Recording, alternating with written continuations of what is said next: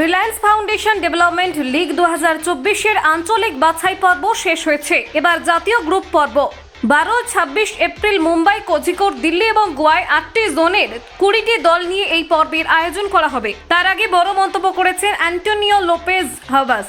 Mohun Bagan super জায়ান্টের প্রধান coach Antonio Lopez Habas সহ ইন্ডিয়ান সুপার লিগের কোচরা ভারতীয় ফুটবলের ভবিষ্যৎ গঠনে আরএফডিএল এর গুরুত্বপূর্ণ ভূমিকা সম্পর্কে বলেছেন।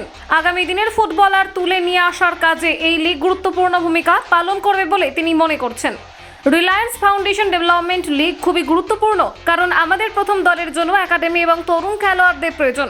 এই প্রকল্পগুলিতে বিনিয়োগ করা দরকার। খেলার ভিত্তি আমার কাছে গুরুত্বপূর্ণ। এই ধরনের উদ্যোগের কারণে খেলোয়াড়রা টেকনিক্যালি আরও ভালো হয়ে ওঠে। বিশেষ করে খেলোয়াড়দের খেলার সময় দেওয়াটা খুবই গুরুত্বপূর্ণ। তরুণদের সরাসরি প্রথম দলে সুযোগ দেওয়া ভালো নাও হতে পারে, তাই তাদের আরএফডিএল এর মতো টুর্নামেন্ট দরকার বলেছেন হাবাস। আঞ্চলিক বাছাই পর্ব বিভিন্ন অঞ্চল জুড়ে প্রতিভার গভীরতা প্রকাশ করেছিল। মিজোরাম থেকে মুম্বাই, গোয়া থেকে মেঘালয়, অসম তরুণ ফুটবলাররা নজর কেড়েছেন দেশের সর্বত্র। কলকাতা 24/7.in।